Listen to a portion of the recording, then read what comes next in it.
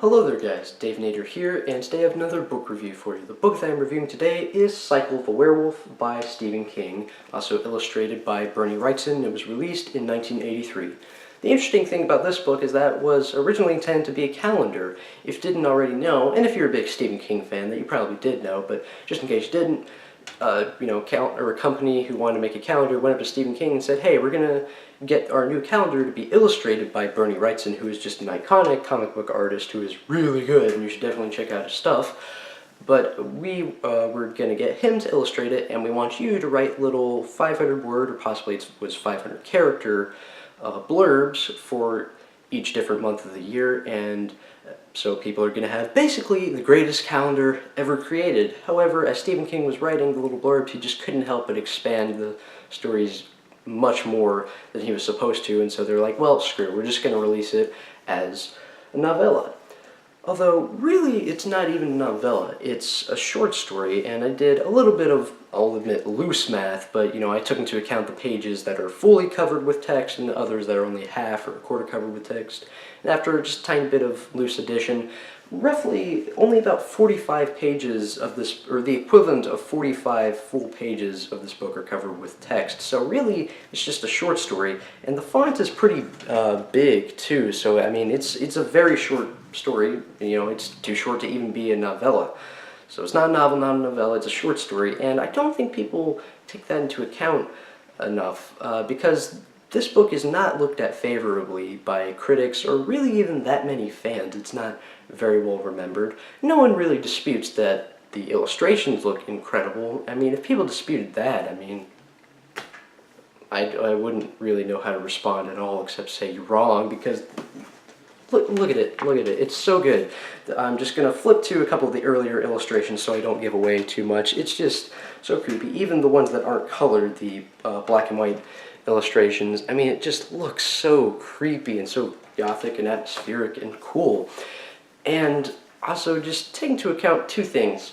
One, this was supposed to be a calendar, and yet Stephen King still salvaged it and turned it into a cohesive short story. And two, it's a short story. If you're expecting a novel or even a novella out of it, a bigger story than that, it's not fair, because that's not what it is. And really, at least for the first half of the story, because there are 12 chapters, each chapter, representing each month in the year, just January and February, well, what the months of the year are.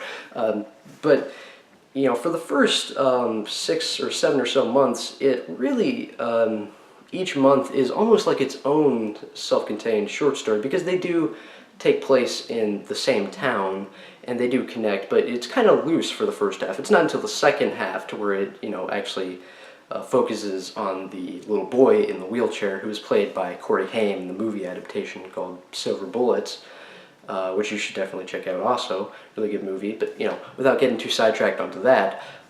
So really, it's almost like a bunch of short stories put together in one slightly longer short story, at least for the first half. And so you really need to, view it for what it is, and for what it is, it's really well written. It's good Stephen King stuff. Each month of the year is very haunting, and there's a lot of creepy stuff, and each chapter goes along very well with its illustration. Or, well, illustrations, because you have a couple for each chapter. And I just think people, I mean, I could be totally misinterpreting it. I mean, I haven't really looked at too many other people's reviews in a while, because, it's not good to look at other people's reviews when you're doing your own review. Otherwise, you're probably going to be unintentionally derivative. But still, I mean, it just seems to me like people aren't taking into account the fact that this was originally supposed to be a calendar, and yet it's still been salvaged into a cohesive story.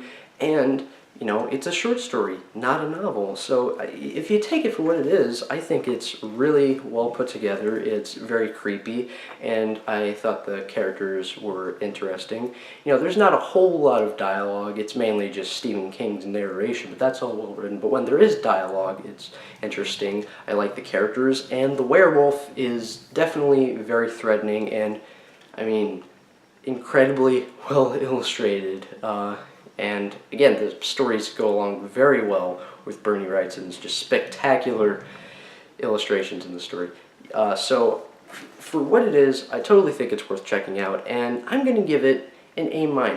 So, I mean, I wouldn't quite go as far as to say it's incredible, but I think it's kind of great, honestly. But maybe that's just me. Anyway, guys, I hope you enjoyed this review. If you liked it, please rate and comment and subscribe. And if you want to, you can also share. Goodbye, guys.